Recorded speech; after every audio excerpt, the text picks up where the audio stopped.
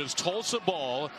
Memphis defending with its 13th starting lineup in 18 games this year. Alex Lomax returns to the lineup after returning last game and playing off the bench after an ankle injury. Golden Hurricane have had 5 consecutive losses in the American, 4 of those by 5 points or less. Blown out Thursday against Cincinnati. And here a takeaway for Malcolm Dandridge, who was fouled by Tulsa's Darian Jackson. All right, compare the start to Memphis's game versus SMU to that possession right there. That was good defense, that was energy, that was enthusiasm, and good communication. I think just a start for Memphis, a good start is key. Your Prudential starting lineups for today's game. We'll begin with Memphis. Again, it's their 13th starting lineup, most in the country. This is Lester Quinones, and Quinones hits a 3 on the first possession. Welcome sign after Memphis hit only a single 3 in the game on Thursday. Starting lineup: Timberlake, Quinones, Lomax, the freshman Imani Bates, and Malcolm Dandridge. No Jalen Duran. He's out with a right hand injury. You saw the finger taped up. Also no Landers Nolly, Jaden Hardaway, or DeAndre Williams. Your Tulsa starting 5 brought to you by Prudential. Jackson, the veteran, along with Horn, the freshman point guard Pritchard, LaDavius Draine, and Nikita Konstantinovsky, 2 transfers, fill out the 5. Yet Sam Griffin's already in the game. That did not take long. We didn't even get starting lineups in. And Sam Griffin's already in the basketball game, mainly because they realize they need a good shooter out there. You need somebody who can space the floor, force those long closeouts.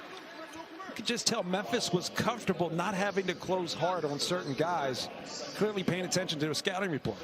Nikita Konstantinovsky is fouled on the way up.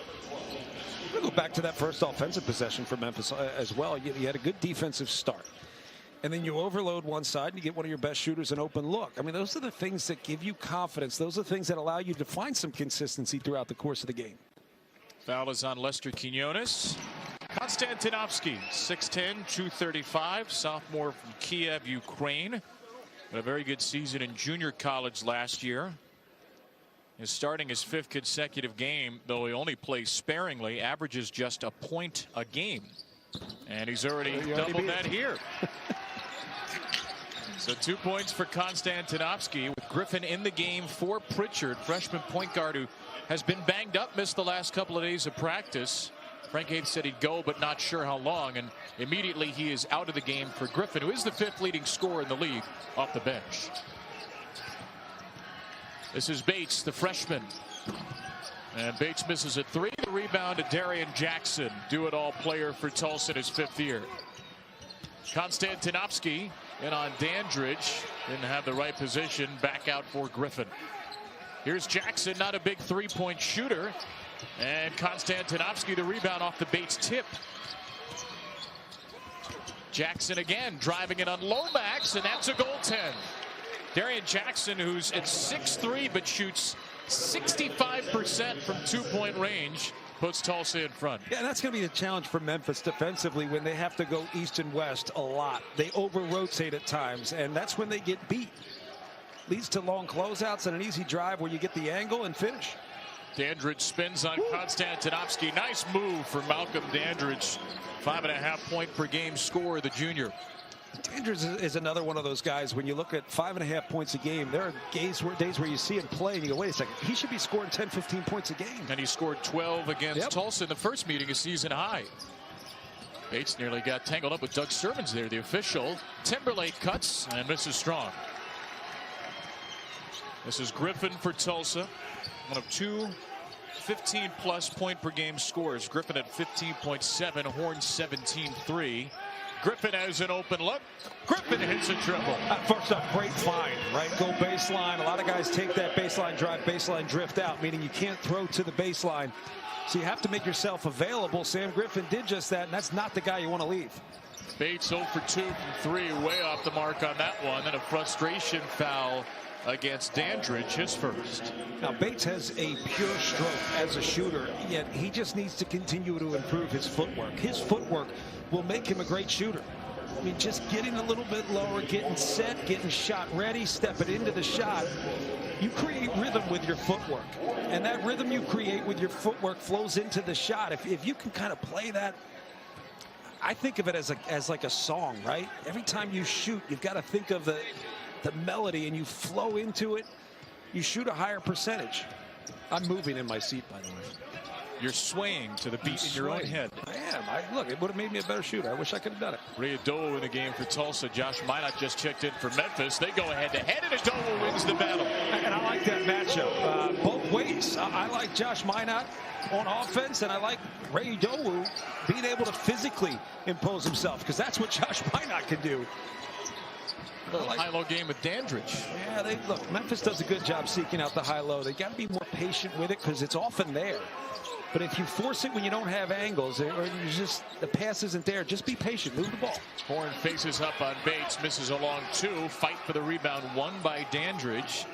Impactful opening stretch for Dandridge, with Jalen Duren again unavailable today.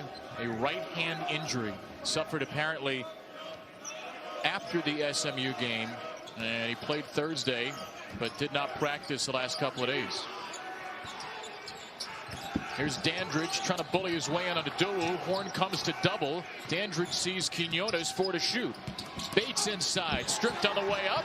Out of bounds. It will be Memphis ball with 1 to shoot. Well, tomorrow night at ACC Big 12, big Monday doubleheader to tell you about Louisville and Virginia. ACC still anybody's game right now. Two teams trying to build their tournament resumes, and then the top teams in the Big 12. With Baylor having lost a couple of games, Kansas and Texas Tech at Allen Fieldhouse, right here on ESPN and the ESPN app. Shot clock violation, first turnover today for Memphis, and Tulsa will retain possession. I think it's important to have Alex Lomax in the game, even Tyler Harris. Tyler Harris has to be a little bit more operational against this zone, where you feel the zone out a little bit more and you find where your opportunity is going to be before you just kind of put it on the floor and make something happen. We got Harris and Chandler Lawson in the game. First time we've seen Lawson since late November for Memphis. Curtis Haywood hits a 3. Only 2 points in 4 conference games, and Haywood hits his first field goal in the American this year. Good start for Tulsa from deep. A much improved team from 3 this season. So let's not jump to conclusion and think, oh, that's it. The wheels have fallen off. Let's give it time. Let's sit back and see how this program responds to what I view as a now what situation. Now what? Who are we going to be? Who's Penny going to be as a coach? I think it's an opportunity for both the team and Penny to respond and hopefully respond well. But I'm not going to define somebody by one instance, when in reality, I think you learn that it doesn't help you or your program if you overreact to the media, which is always looking for a story. Britney Spears went through this, for crying out loud, right? The build-up in her career is great. We follow it. Then they love it when she falls. And then if she falls hard enough, we build her back up. I mean, it's the media. We want a story. Don't give it to them. And the team has great expectations. You understand why. It's Penny Hardaway. It's been great talent. And it's really hard to live up those expectations. I think that's the lesson that Penny's learning through this. It takes a lot of the little things to be able to succeed at this level. It's not the big things that you think of like great talent, NBA potential. It's the little things that allow you to play well. And ultimately, when he's talking about some of the older guys he's played against, they understand the value of the little things. And that's what allows perceivably inferior players to win at this level. Memphis is without 4 scholarship players again today. Duren on the bench, unavailable, along with Nolly Williams and his son Jaden Hardaway. And they've been without 2 scholarship players for about a month now in some capacity, as Timberlake finishes on the lob from Lomax. You know, going back to that, look, Jalen Duren, I think is terrific. I absolutely love his game and his potential. I think he needs to be more aggressive than he is. But Williams and Hardaway, to me, are big losses because they are the little things guys. And that's not taking away from what they can actually do and accomplish on the floor. They make teammates better. And I think those are the guys you want to build talented young stars around. Jaden Hardaway knows how to play the game, has a good feel for it. DeAndre Williams just does everything, and he does it pretty well. If you put talent around those guys, that's going to help you maximize that talent.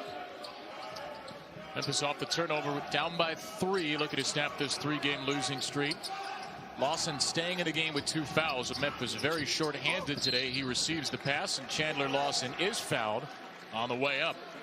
Tulsa foul going against Adowu. And I'm not going to say I like the entire lineup for Memphis right now, but I like that Harris and Lomax are on the floor together.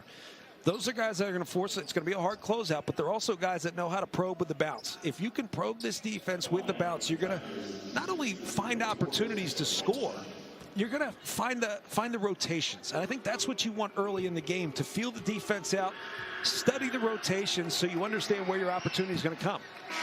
First one missed by Lawson. I want to go back to something you said about defining somebody. And for Penny Hardaway, there's one side of the coin that is this team has struggled with unprecedented injuries this year. Finished the season playing very well last year. The other side of the coin, some folks would say, well, 4 years. Can you define yourself over 4 years? Is there a long enough period of time to have a sense of what this Memphis program is, or is that difficult because of the unique nature of these circumstances? Oh, I think it's a combination of things, but ultimately you have to go back to the fact that Penny's still learning on the fly too. He's learning with a lot of young guys, a lot of new guys, and the expectation was to get great talent and hopefully they win. It's just not that easy. So I think you just have to live with the fact Penny's here. You made that decision. Give him time.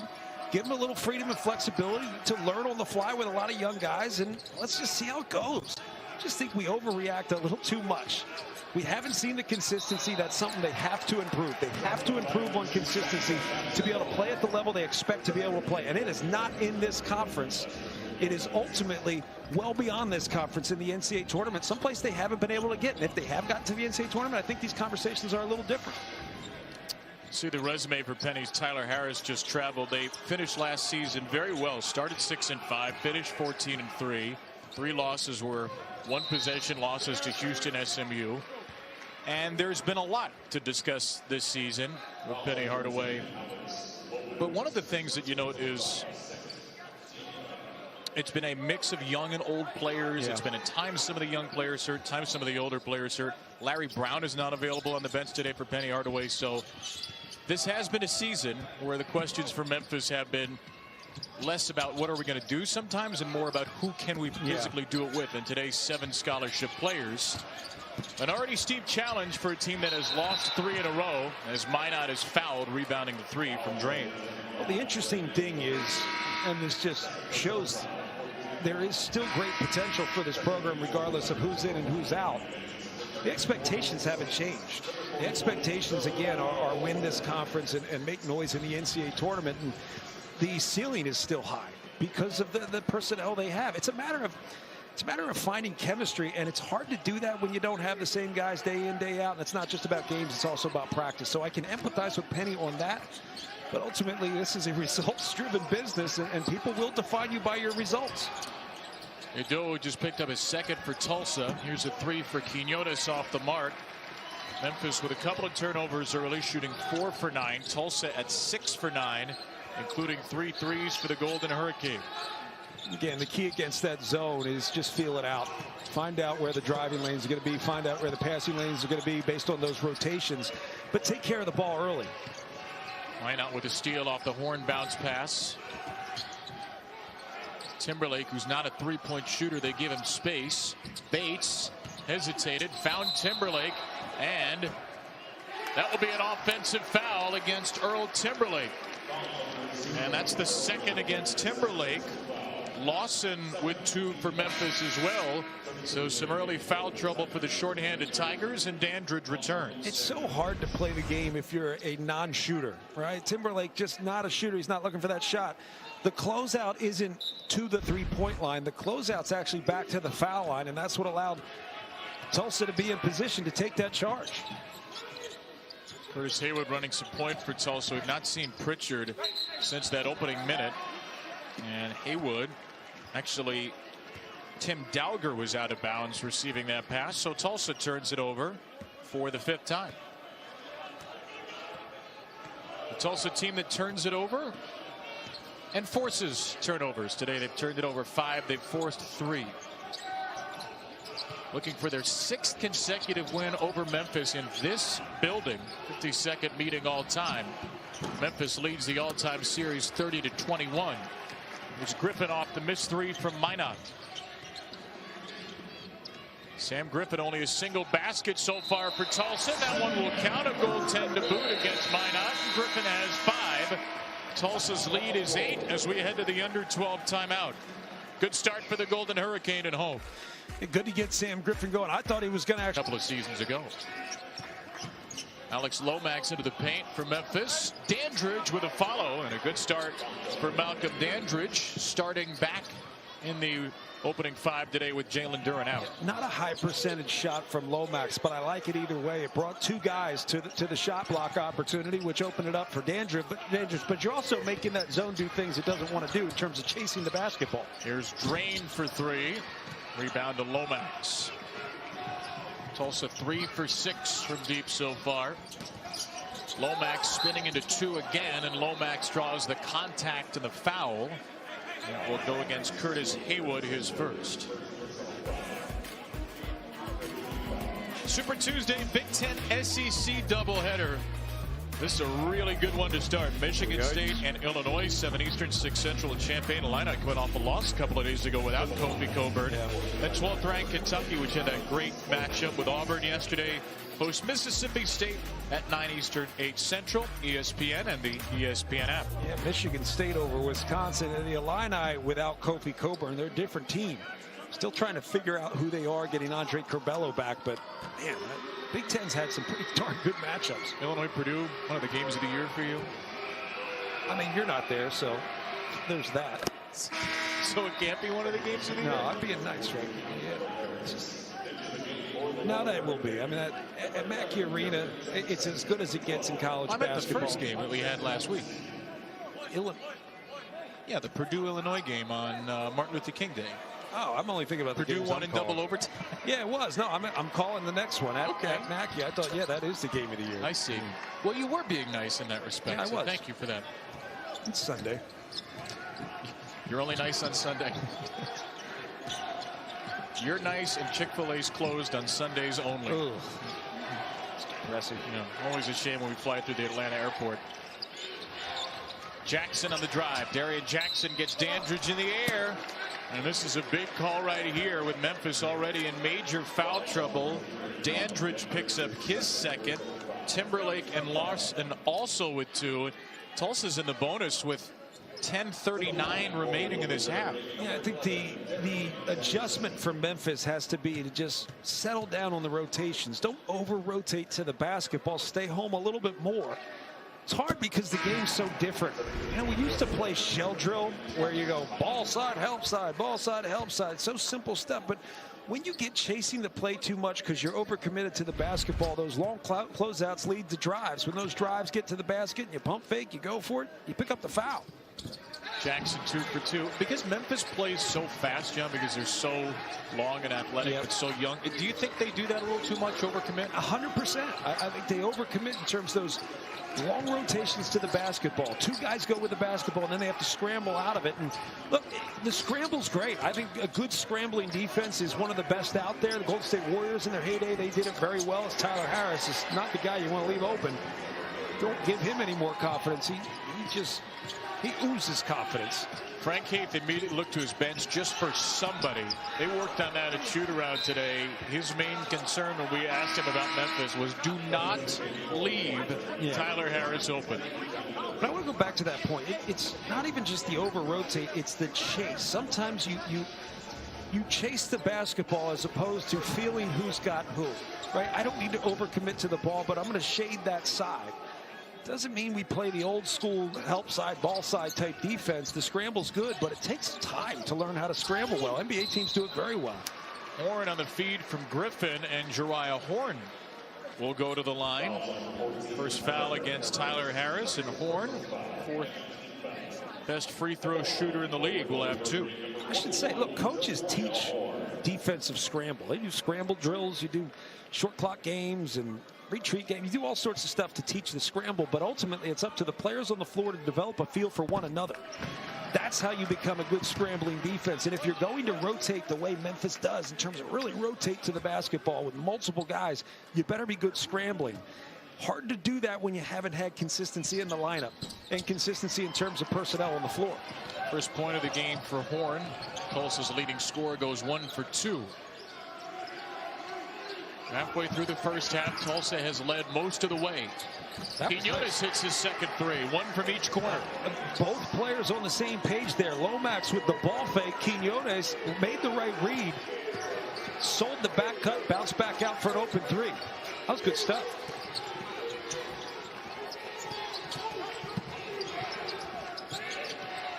Jackson driving out on Bates.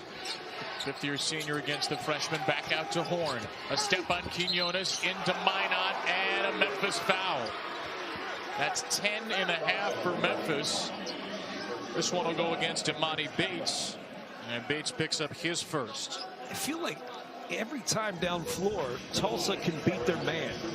Partially because they're scrambling, and then they're closing on the ball, and then there's a stand-up at some point, but you're too close.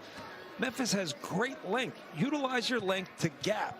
Hey, force a tough shot, but don't allow a drive to the basket when you, as a team, you're short-handed already, and now you have foul trouble. Tulsa is the best free throw shooting team in the American by percentage. 77%, but they attempt the fewest, less than 14 per game. That's tied for 334th in the country. Today they're 7 for 8, so they're getting the line in bunches right now. I think Memphis is in major foul trouble. I think part of that is taking what the defense gives you. It is cliche, but at the same time, you pick up an unnecessary one with the extended defense for Tulsa. At the same time, you're attacking a defense that has great length, but is extending out too far. They're extending out against some guys right now that aren't going to take those quick threes. They're looking to get to the basket for a drive and kick opportunity for a better shooter. Second foul on Haywood. Memphis will be in the bonus on the next foul. Minot against Horn. Freshman against fifth-year senior, and Josh Minot wins the matchup. Yeah, I like that. Just vacate. You know, good job by the rest of the four from Memphis to just clear and allow him to work in space. It's hard to defend with that much room to work with. Jackson at three. Rebound to Minot. Memphis can take the lead with Harris motoring down the court. Lomax off the bounce, couldn't handle it cleanly. Got it to Quinones. A cutting Bates will miss the layup. Try to tip, and Horn comes away with it. And Bates is down at the other end of the floor. He came down hard. This play may be stopped soon. One of the officials, John Hartness, is right there with a fallen Bates. We'll get a blocking foul on the other end as the officials did not stop the play, but Imani Bates is holding his left hip. Yeah, he landed hard. You can't stop the play to take away an advantage for the offense.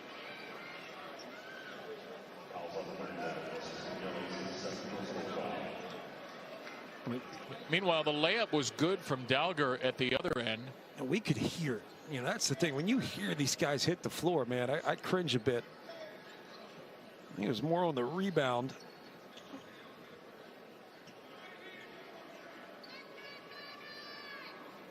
It's collided with Dalger.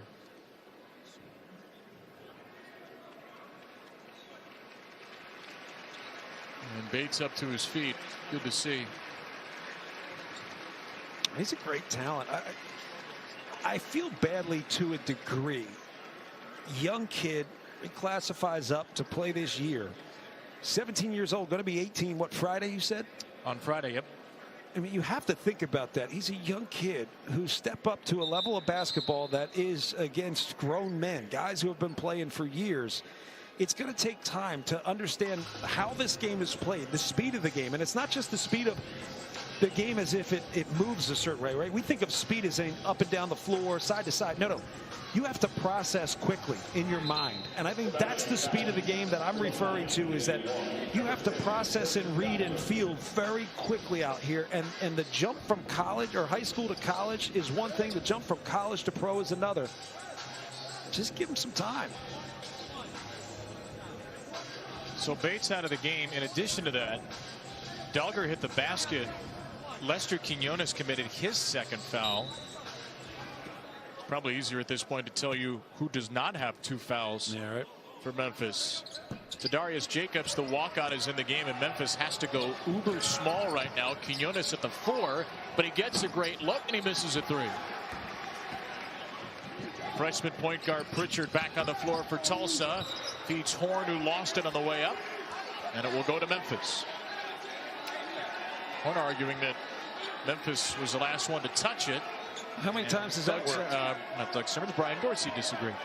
Has that ever worked? Player says, no, that's not what happened. Goes the other way. There was a game in 1987, Sacramento State and UNC Greensboro. The famed ball off the knee incident. Lomax, rebound to Horn. Nerd alert. That's all I'm going to say. Did it ever work for you? No. You still do it, though. That's the funny thing as a player, as a coach. Like, how many coaches argue about something? It's not going to change it. You just can't help it. Well, you know what, John? You argued so vociferously. We'll change the call for you. Because you're such a nice guy. Pritchard driving it into Minot. And the putback there from Dogger, who went flying in. Tim Dogger, the junior college transfer. Looks like he was about to slam the rim down. Lomax misses the layup.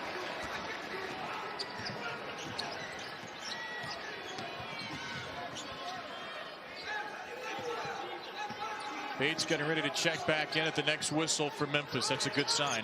Lawson as well. Horn over Lomax. A three. I was about to say, get that thing inside. You have the advantage. You guys have been living at the foul line.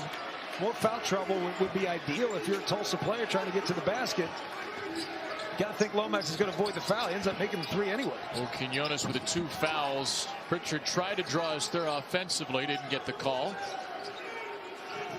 Good job of non-officiating. Tyler Harris wanted the ball. He's going to shoot one soon. Please believe it. Trying to snap a 7-0 run. I believe it. Harris in and out. Minot's put back. No, but he's fouled. Josh Minot will go to the line. I don't blame Tyler Harris at all. You're a scorer. You want the ball when you're open. They just couldn't get it to him. 7 of 9 at the line. Currently on a 7-0 run. Memphis has missed its last 6 shots from the field. Has all kinds of foul trouble. The good news, Monty Bates, after falling hard, the hit maybe on the back, has returned to the game for Memphis. As Josh Minot hits the first free throw. Memphis playing with 7 scholarship players today, technically. Tyler Harris returned as a walk-on. He's certainly scholarship capable, but he returned from Iowa State after spending his first 2 years at Memphis when the scholarships were filled. So he's a walk-on, or he's a scholarship player in walk-on's clothing, let's say that. And they have the walk-on to Darius Jacobs in the game as well. Scholarship capable. Am I wrong? It's just a funny way to put it. Like, I don't like to put things differently, just for you. I like to think of guys, like, look, whether you're on scholarship or not, what does the opponent think of you? I'll tell you what, that dude's getting a heavy look of any opponent's scouting report because of the way he can change a game. Well, what I'm saying is he's a scholarship player. He's just not a scholarship player. Yes. So when we say Memphis has 7 scholarship players, we are correct. Yeah, we're fudging it I got you. As you like to say, just because you're right Don't doesn't mean you're not wrong. Just because you're right doesn't mean you're not wrong. Right. Just because you're not wrong doesn't mean you're right. Exactly. You clearly listen Something well. Like that. Darius Jacobs with the foul for Memphis. And if you don't think that makes sense, think about it. And if you still don't think it makes sense, then I can't help you. Tulsa has led nearly all this first half. Memphis trying to snap a 3-game losing streak. Tulsa looking for its first win in the league. First 4 losses by a combined 15 points. They were blown out Thursday at Cincinnati. Bates, who's yet to score. Into the more physical Dogger, and Horn just took it away, and Bates fell hard on his tailbone again. Deflection finds Pritchard. Draine is all alone, and he hits a 3. It's tough. Bates just got in a bad spot. And sometimes if you just get low, pivot, all things that he's going to learn at this level. I mean, he's been able to play over the top of most defenses prior to college. So it's just going to take some time, figure it out, hit low, move the basketball. Minot hoists and misses. Tulsa's been very good on the glass right now, as they're not typically this season, but they are +5 rebounding today. Dogger inside. Dogger draws a foul, and he'll go to the line. First foul against Minot. 2 more shots for Tulsa. Yeah, Memphis has to be careful with the hands. You see they're looking to call hands on the body, but also on the shot. When you dig in on the shot constantly, and your hands aren't up, you're going to get that foul called against you. 2 free throws for Dowger, 69% shooter. Our next NBA Wednesday doubleheader this week. Julius Randle and the Knicks. Second game of their 3-game road trip against Jimmy Butler and the Heat. Miami at the top of the Eastern Conference right now in that muddled East. 7:30 Eastern, 6:30 Central. Followed by the best team in the NBA by record, the Phoenix Suns. Chris Paul and the gang against the Jazz. NBA Countdown tips it all off at 7 Eastern, 6 Central. 13-2 run for Tulsa. Its largest lead of the game for the Golden Hurricane at 12. Looking to beat Memphis at home for the 7th straight time. Bates off the cut from Timberlake, had his shot blocked. Minot tips it out to Harris, and his 3 is good. Tyler Harris 2 for 2 from deep. He's just got a great energy about him. You know, a little more toned down celebration than when we did their game at against Cincinnati, where he was playing air guitar half the game. Just a toned down celebration, but he does bring an energy to this team, and they need it. He gives them an edge, gives them a swagger. When he makes shots, it just changes the feel for the game. He's a tough shot taker, tough shot maker. He's got that fearlessness that no scholarship can buy. How about that? Here's Draine. He was left all alone off the inbounds play. A defensive breakdown for Memphis, and Draine's 3rd free. And you got to be careful when a guy hits a shot from a certain spot. He just hit one in the corner. There's something about the next one you get when you get an open look. There's just more confidence that you're going to make it. LD in the corner. It's been LD in the spotlight in the first half for Tulsa.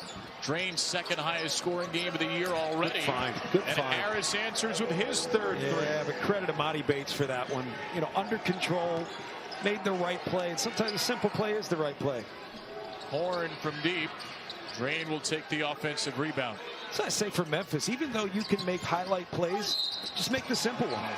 That's going to be the Stuckey C. Drake Team Spirit Award. I'd say we didn't, back in the day, we didn't do a lot of scramble drills. It was kind of like, there were certain games you had 3-on-2, 2-on-1, 3-on-2, 2-on-1 was kind of one thing you learn how to kind of communicate, scramble a bit defensively, but I see it more and more today because it's just the way the game's playing perimeter in, right?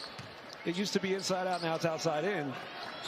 So you can't overhelp. When you overhelp and you overcommit to the basketball, you're seeing what Tulsa's doing. That's why he doesn't shoot a lot. And what they're doing, Tulsa is getting to the free throw line, and what Timberlake's doing is missing the shot. 1 for 4 for Timberlake. Memphis just 10 for 26 from the field. And the Golden Hurricane lead by 11 in a game they've led for nearly the entire way. There's a part of me that wants to say, if you're Memphis, don't help ever. We're going to play man-to-man. You just win your battle. Go ahead, win your battle. Every single player. Don't commit to the basketball as a help defender. And I just want to see what happens.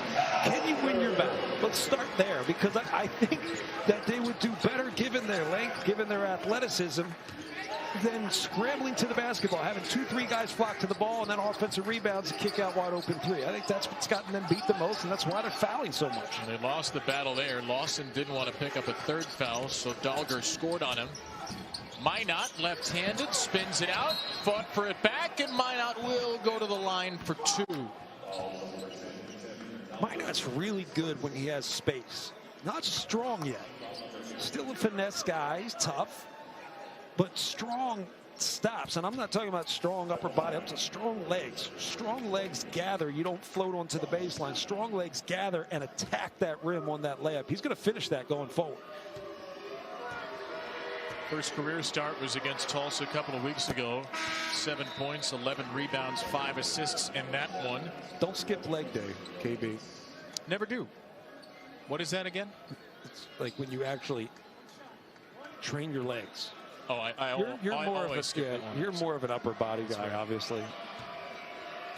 Your 36 long suit. Halftime entertainment. I'll be bench pressing you in front of the assembled faithful. 8 points for Minot. He's 2 for 2 at the line. Memphis 6 for 8 from the free throw line. Tulsa 12 for 15. The game for Tulsa has largely been played at the line or behind the arc. They've hit 6 threes. Draine has hit 3 of them. He's got Harris on him.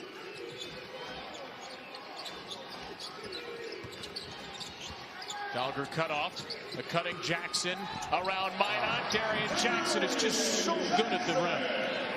him wide open if you just shoot a jump shot, but he takes it all the way into a very good shot blocker, and Josh Minot still finishes with that little Euro step. Hard to defend when you have a guy running at your full speed, especially with the Euro step. Used to be a lot easier. Euro step has changed the game. And I love how they try to say, we're going to recognize the Euro step as not a travel. Well, it never was a travel. It's good footwork. Harris missed an open three. Rebound tipped up to Griffin. Under 2 to play here in the first half. Tulsa with his largest lead. And Harris pokes it away. And he will indeed. If you've watched warm-ups for Memphis, you've seen some of the best dunks come from Tyler Harris.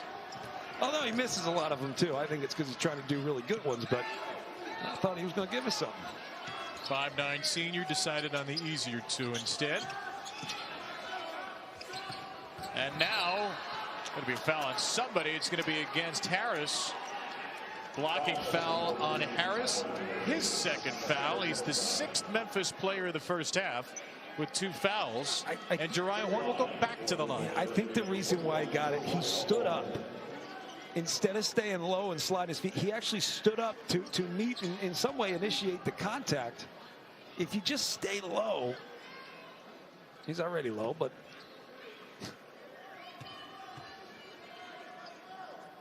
hard to disagree. Horn 8 for 9 now at the line for Tulsa. The American Conference on ESPN Plus this Saturday. Tulsa hosts South Florida at 8 Eastern, 7 Central. Maybe it'll be a chance for a win streak for Tulsa if they can pull this one out today. Plus the Women's Basketball Championship begins March 7th. Not too far away. The early round games are here. ESPNplus.com/AAC. Sign up today. Jeriah Horn now 9 for 10 at the line, all by his lonesome. He is kind of the beard. Yeah, he's drawing fouls. He's got the thick beard. He's got the initials, JH. And Horn ties up Lawson here for a jump ball. And the arrow will stay with Memphis. There are some guys that you just say, old man game. And, you know, people hear that and think it's an insult. It's the greatest compliment out there. It means you have to try less than everybody else does to be as effective as you are. Well, he's in his 6th year of college as Bates misses a 3, so it is about as much of an old man game literally as anybody. Jeriah Horn, who was at Nebraska, came to Tulsa, grad transfer to Colorado last year and used his extra year of eligibility to return to close out his career with Frank Hay. Said he did everything the right way. Nope. That 3 will be altered. Chandler Lawson in his face. Memphis ball with under a minute to go. Again, going back to it, starts at Nebraska, comes to Tulsa, really found a home at Tulsa, ends up going to Colorado, wanted to continue to play, and he comes back home. I think it's a great story. Horn's going to get a seat here for the final 51.2 seconds. He's needed too, by the way. I mean, you take Jeriah Horn off this team, it's tough. He's done a lot for them. He may end up as a first-team all-conference player this year, depending on where Tulsa finishes, and even at 0-5. Bates misses another 3, and Monty Bates still yet to score in the first half. He's 0 for 6.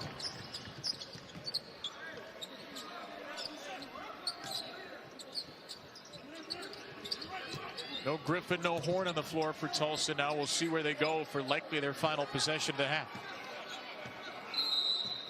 And it will go 12 points for him. His season average 17.3. 4th in the American, and he leads the conference in rebounds, so he's on pace for a brilliant day. It's been a tough matchup, mainly because Memphis is switching, chasing the basketball a little bit too much. You can play to the matchups you like. 3 to shoot for Draine, driving it on Minot, taken away by Minot. That'll be a shot clock violation. Nobody had possession. I don't know Jackson about is that. arguing that he did. I mean, if it's Memphis getting possession, then the shot clock would reset. Question is, did they have full possession? I was wondering if Minot did. I mean, he seemed to control the ball with 2 hands. I think that's what they're going to talk about. I mean, what is this, the NFL? Are we having these conversations now? Now I'm thinking about Brandon Ayuk last night. Still think it was a fumble, but, don't allow a block punt and a block field goal. Well, the officials are going to give an explanation here. Who, me? Yeah. Talking about last night. I don't have a short memory like you. I wasn't a closer in high school. I mean, this is interesting. I really thought, just based on just watching the game, I thought Minot had the ball. I thought he had it with 2 hands. He went to dribble and he lost it. what constitutes a catch in the NFL. Oh, my God. So if Minot had the ball and then Jackson took it away, then you'd think it would be, based on this review, Tulsa ball with 4.5 seconds or so to go, and no shot clock work. The tough thing is Tulsa's about to score a layup. So the layup gets waved off, then you have to look at the clock based on when the whistle was blown.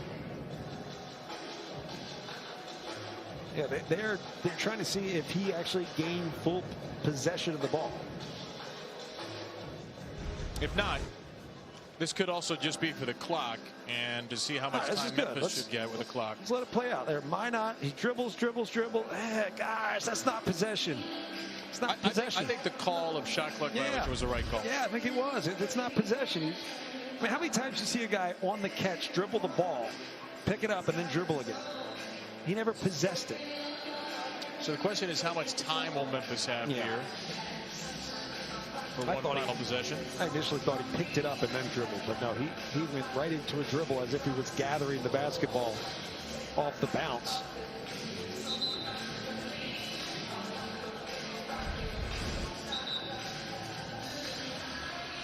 Take a look with the clock in here.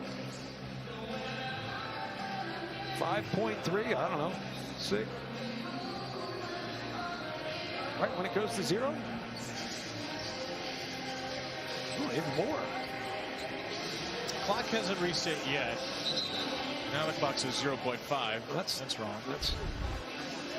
Oh, Tulsa's got the ball.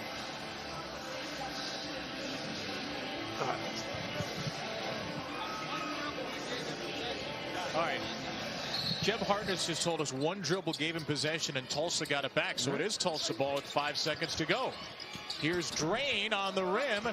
Konstantinovsky on the ground, and that'll be the first tap. So all